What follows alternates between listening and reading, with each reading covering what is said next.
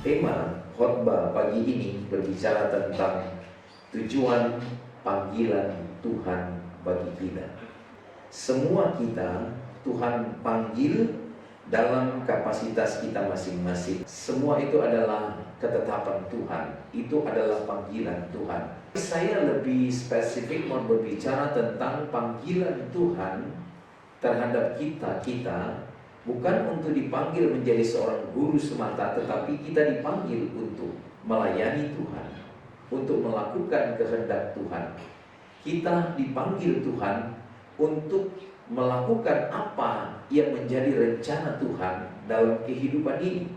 Karena kita tidak sekedar dipanggil untuk bekerja di dunia ini, tetapi kita jadi dipanggil untuk bekerja bagi kerajaan Allah. Karena itu saudara-saudara, ada satu ayat di dalam Yohanes pasal yang ke-15 ayat yang ke-16. Bukan kamu yang memilih aku, tetapi akulah yang memilih kamu. Maksudnya ayat ini saudara, Tuhan yang memanggil kita, bukan kita yang panggil Tuhan. Ya, ingat baik-baik. Saudara dan saya bisa selamat karena Tuhan yang menyelamatkan kita, bukan karena usaha kita. Saudara boleh ada sampai hari ini, itu karena Tuhan. Dan bicara tentang panggilan Tuhan, saudara, dulu kita adalah orang-orang yang hidup dalam kegelapan. Dulu kita adalah orang-orang yang berdosa karena kita tidak punya juru selamat.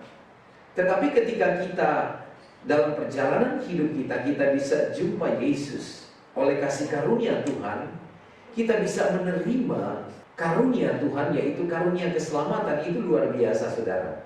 Makanya kalau Tuhan memanggil kita, itu karena Allah kita punya otoritas. Allah memanggil setiap orang karena di dalam Allah ada kedaulatan.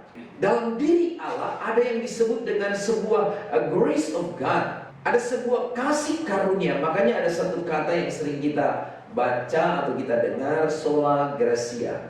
Sola gratia itu artinya kita hidup hanya karena kasih karunia. Jadi hidup kita ini Allah berdaulat atas kita. Artinya Allah yang punya kuasa. Allah berhak untuk memerintah kita. Jadi panggilan Tuhan kepada setiap orang itu didasarkan karena Allah kita adalah Allah yang berotoritas. Allah kita adalah Allah yang berdaulat atas hidup kita. Allah kita adalah Allah yang memiliki kasih karunia. Jadi kalau Tuhan panggil kita bukan karena kita baik, tetapi Allah memanggil kita sekali lagi atas dasar Allah itu memang punya kedaulatan. So, like or dislike. Jadi saudara suka atau tidak suka, kalau Tuhan mau panggil saudara, kalau Tuhan mau selamatkan saudara, dia tidak melihat latar belakang Anda. Tetapi itu adalah kedaulatan Tuhan. Makanya saudara, ada penjahat besar, ada orang pembunuh yang sangat sadis. Tetapi ketika Allah memanggil dia, Anda tidak bisa berkata dia itu kan pembunuh, dia itu kan orang pencuri, dia itu kan pelacur, dia itu kan koruptor. Ketika Tuhan menyelamatkan seseorang, sekali lagi ingat baik, itu ada atas dasar Allah kita, Allah yang memiliki otoritas, punya kekuasaan. Allah kita adalah Allah yang berdaulat. Maka dari itu saudara, ayat ini berkata, bukan kamu yang memilih aku, tetapi akulah yang memilih kamu. Kalau sudah ada orang najis kemudian selamatkan oleh Tuhan, itu bukan karena kebaikan orang najis itu, orang kafir itu, bukan. Tetapi apapun latar belakang saudara dan saya, kalau Tuhan mau panggil dan menyelamatkan kita, itu karena hak Tuhan. Jadi kalau Anda bisa berada sampai hari ini dalam kasih karunia Tuhan, maka bagian kita, mari kita hargai panggilan Tuhan itu. Dan kalau Tuhan memanggil kita, apakah Tuhan hanya sekedar panggil kita? Dan kalau Tuhan panggil kita, apakah Tuhan hanya sekedar memanggil dan hanya sekedar memanggil? Tidak saudara, mari kita lihat, kita tinjau ayat pasal 15 ayat yang ke-16, tapi bagian selanjutnya. Dan aku telah menetapkan kamu supaya kamu pergi dan menghasilkan buah, dan buahmu itu tetap, supaya apa yang kamu minta kepada Bapa dalam namaku diberikannya kepadamu. Tuhan memanggil kita bukan sekedar Tuhan yang panggil kita. Apalagi saudara, kita tahu semua rekam jejak manusia pertama diciptakan Adam dan Hawa. Adam dan Hawa adalah manusia yang pertama kali berbuat dosa. Maka semua keturunan Adam dan Hawa itu adalah orang-orang berdosa. Tapi dosanya itu akan diampuni kalau dia terima Yesus. Dia percaya dan terima Yesus dan hidup menurut ketetapan-ketetapan yang telah ditetapkan oleh Tuhan Yesus. Maka orang itu akan diselamatkan. Bapak Ibu yang diberkati Tuhan, jadi kita semua adalah backgroundnya, latar belakangnya adalah orang-orang pendosa. Nobody perfect. Tidak ada orang yang sempurna. Oleh karenanya saudara-saudara, hanya Yesus yang sempurna. Hanya Allah yang sempurna. Dan tugas Allah adalah menyempurnakan yang tidak sempurna. Saudara dan saya, Allah yang menyempurnakan kita, bukan karena kita. Dia memanggil kita bukan untuk supaya kita ikut maunya kita. Tetapi ketika Allah memanggil kita, maka Allah punya tujuan. Tujuan Allah supaya kita ikut maunya Tuhan, bukan maunya kita. Makanya orang yang mau hidup suka-suka dewe, maunya dia, saudara-saudara. Apalagi latar belakangnya benih-benihnya benih-benih daging, benih-benih flesh, keturunan Adam dan Hawa. Semua kita sudah ditanamkan sifat-sifat daging, saudara. Sifat-sifat yang diturunkan oleh Adam dan Hawa. Dan kalau kita sudah percaya Yesus, terima Yesus, hukum yang berlaku di dalam kita adalah hukum Kristus, bukan lagi kita. Paulus katakan, adapun hidupku ini bukannya aku lagi, melainkan Kristus yang hidup di dalam aku. Jadi saudara-saudara, ingat baik-baik bahwa firman Tuhan berkata, bukan kamu yang memilih aku. Artinya bukan kita yang memilih Tuhan Yesus, tetapi Tuhan yang memilih kita. Dan Tuhan pilih kita, punya rencana Tuhan itu. Ada rencana Tuhan dalam setiap kita. Yang jelas rencana Tuhan itulah yang harus kita ikuti. Bukan sebaliknya rencana kita yang harus Tuhan ikuti. Ada beberapa hal yang sangat mendasar yang terkait dengan panggilan Tuhan kepada kita. Satu hal yang perlu saya kasih tahu saudara-saudara di dalam firman Tuhan, di dalam kitab Efesus pasal 1 ayat 3, terpujilah Allah dan Bapa Tuhan kita Yesus Kristus, yang dalam Kristus telah mengaruniakan kepada kita segala berkat rohani di dalam surga. Ayat berikutnya, ayat yang keempat, sama-sama dengan suara yang nyaring. Sebab di dalam Dia Allah telah memilih kita sebelum dunia dijadikan, supaya kita kudus dan tak bercacat di hadapannya. Sebelum dunia dijadikan, Tuhan telah memanggil kita. Dunia ini sudah berapa lama usianya, saudara? Iblis dengan dunia ini, iblis ini sudah setua dunia ini, saudara. Jadi dia udah usianya, dunia dijadikan, iblis juga sudah ada, dia langsung ada di bumi ini. Saudara belum ada, dia sudah ada di sini, di dunia ini. Jadi kalau saudara bisa kalahkan iblis, itu hebat. Tetapi kita tahu bahwa kita bisa mengalahkan iblis karena ada Yesus yang menjadi penjamin atau yang menjadi penolong kita. Kita nggak bisa mengalahkan iblis, saudara. Setuju nggak, saudara? Karena iblis lebih licik, iblis lebih pintar, dia lebih tua, dia lebih pakar dari saudara. Karena kita mau berbuat baik kok yang jadi malah yang jahat, yang nggak bagus. Makanya ibu gembala berkhotbah, jangan kita kayak Yudas. Yudas ini murid Tuhan, tapi dia kasih peluang iblis masuk di dalam hatinya, sehingga iblis menguasai dia. Kita ini semua anak-anak Tuhan, saudara. Kita saudara di dalam Tuhan. Tetapi kadang-kala iblis coba masuk ke dalam kita supaya kita menjadi orang-orang yang tidak bersaudara lagi. Supaya iblis buat kita menjadi orang yang kacau balau, yang tidak tunduk kepada pimpinan Tuhan sendiri. Makanya saudara-saudara, hati-hati kita, bahwa Alkitab berkata iblis itu seperti singa yang mengaum-ngaum. Dia berkeliling untuk apa? Untuk mencari mangsa. Yang mangsa yang dia akan cari tentunya bukan mangsa yang lemah. Dia bukan mangsa yang kuat, tetapi dia cari yang lemah. Iblis tidak mencari yang kuat. Orang yang suka berdoa, orang yang sungguh-sungguh hidup dalam kebenaran firman Allah, iblis sulit untuk mengalahkan dia.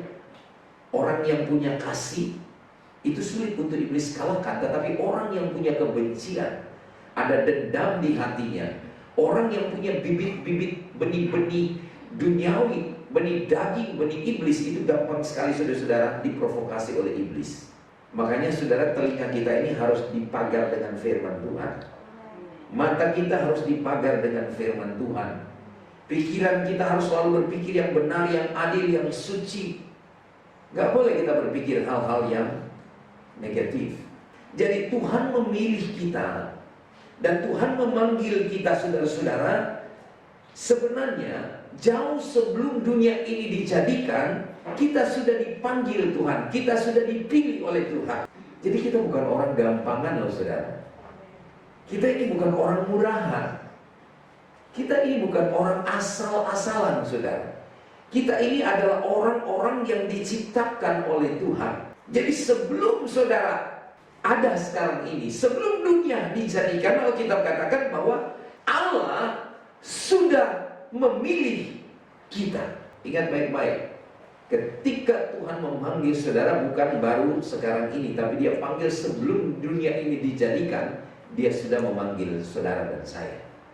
Ini harus kita pahami. Jadi saudara, saya katakan tadi, ketika Tuhan mau panggil kita, walaupun kita latar belakang orang berdosa, tetapi Dia punya kedaulatan, Dia punya otoritas, Dia punya kasih karunia yang kapan saja Dia bisa anugerahkan kepada orang-orang yang sudah dipanggilnya dan yang sudah dipilihnya. Ini pemahaman ini agak dalam saudara. Di sini menjawab bahwa benar, orang yang mau diselamatkan Tuhan sudah tahu. Orang bilang, kenapa harus ada neraka? Kenapa harus ada surga? Kalau Tuhan kasih adanya, kenapa harus ada neraka? Karena God is omniscient. Salah satu atribut Allah, Allah itu adalah maha tahu. Jadi Dia tahu saudara dan saya. Waktu kita duduk Dia tahu. Waktu kita berdiri Dia tahu. Waktu kita sedang berjalan Dia tahu. Kemanapun kita pergi, di ruangan bilik yang tersembunyi pun Dia tahu. Apalagi manusia suka berkata, ini dinding, ini tembok, ini punya telinga. Makanya hati-hati kalau ngomong saudara. Kalau orang menceritakan kepada saudara tentang orang lain, satu waktu dia akan cerita tentang saudara, tentang kekurangan saudara. Makanya saudara-saudara, saya suka berprinsip gini. Jokowi aja saudara, dia udah mengerjakan, Jokowi presiden kita maksudnya, sudah mengerjakan yang terbaik, tetap dicela orang, tetap dihujat-hujat orang. Tapi herannya dia bukan pendeta, tapi dia begitu tegar sampai hari ini. Dia tidak membalas dengan kejahatan, karena dia punya keyakinan bahwa Allah itu adalah adil. Mari kita pikirkan semua yang adil, karena Dia Tuhan yang adalah adil itu akan mengadili orang-orang yang menghujat saudara dan saya. Saya suka berprinsip gini, kalau kekurangan kita aja orang lain memperhatikan, apalagi kelebihan kita, biar saja.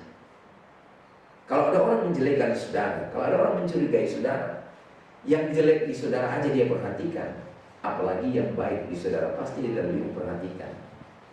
Tapi kadang-kadang kita, kalau orang sudah cerita tentang kejelekan kita, kita udah marah. Harusnya nggak boleh saudara. Karena apa? Dia memperhatikan.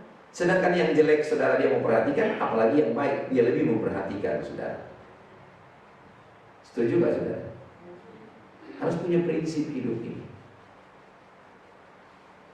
Jadi sebelum dunia dijadikan, jauh sebelum dunia dijadikan, Tuhan sudah memilih kita. Tuhan sudah memanggil kita. Ini ayatnya, Efesus 1 ayat 4. Coba sekali lagi baca 2-3. Sebab di dalam Dia, artinya di dalam Yesus, Allah telah memilih kita sebelum dunia dijadikan.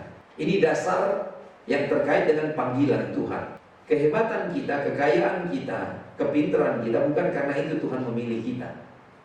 Coba saudara baca 2 Timotius pasal 1 ayat 9, 2-3. Dialah yang menyelamatkan kita dan memanggil kita dengan panggilan kudus, bukan berdasarkan,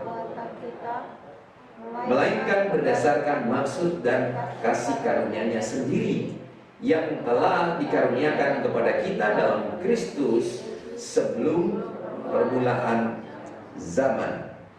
Jadi saudara-saudara, pemilihan Allah terhadap kita, panggilan Tuhan terhadap kita sepenuhnya atas otoritas Tuhan, sepenuhnya atas dasar kedaulatan Tuhan, sepenuhnya atas dasar kasih karunia Tuhan. Jadi bukan apa yang ada pada kita, tetapi saudara-saudara, berdasarkan otoritas kedaulatan Tuhan. Tuhan tidak pernah bergantung kepada seseorang. Saya juga, Tuhan tidak tergantung kepada saya. Sekalipun saya gembala di sini, Tuhan tidak bergantung kepada saya. Demikian juga jemaat, Tuhan tidak bergantung kepada saudara. Tuhan hanya bergantung kepada dirinya sendiri karena Dia Allah berdaulat. Jadi tidak ada alasan untuk kita berkata bahwa saya jadi orang Kristen karena saya orang yang memang jujur, saya baik, saya saleh karena jasa-jasa baik saya. Sekali lagi tidak seperti itu. Tetapi Tuhan memanggil kita atas dasar otoritas Tuhan. Saudara mau atau tidak mau, kalau Tuhan mau panggil saudara, tidak ada yang bisa menahan kita. Oleh karenanya saudara-saudara, mari kita belajar untuk sadar diri. Kita ini gak ada apa-apanya saudara, cuma karena kasih karunia Tuhan.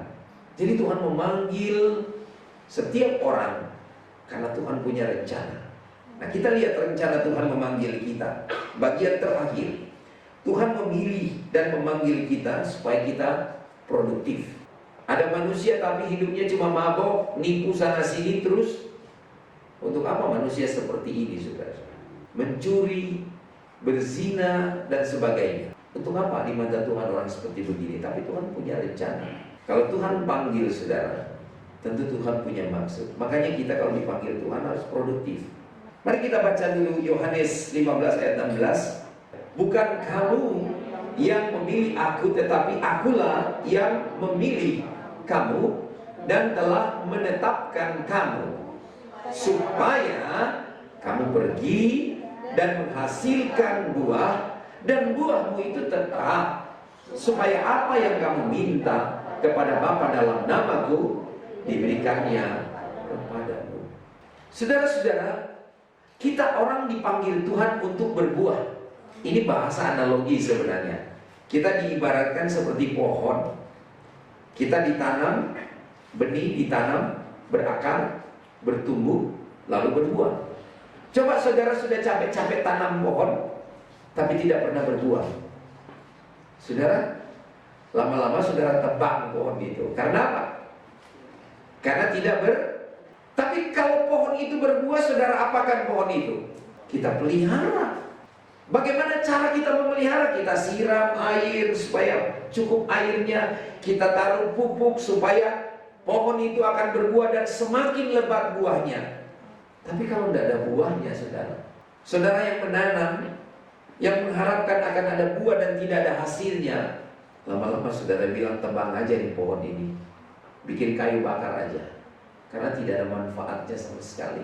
Tuhan memilih kita, Tuhan memanggil kita dengan tujuan yang sangat jelas, supaya kita hidup di bumi ini bermanfaat, berguna bagi Tuhan, berguna bagi sesama kita, dan teristimewa berguna bagi diri sendiri. Jadi manusia, saudara-saudara, kalau tidak produktif, kalau tidak berguna hidup ini, untuk apa? Jauh sebelum dunia dijadikan, Tuhan sudah pilih kita. Lalu kita tidak produktif dalam hidup ini, mau jadi apa? Jadi Tuhan memilih kita, Tuhan menetapkan kita agar kita bermanfaat, agar kita menjadi orang yang berguna. Tuhan memanggil kita di mana saudara berada. Mari kita koreksi diri kita. Yang jelas kita semua adalah orang-orang berdosa, tapi karena kasih karunia-Nya Dia memanggil kita. Dia menetapkan kita. Dia mempercayakan sesuatu kepada kita.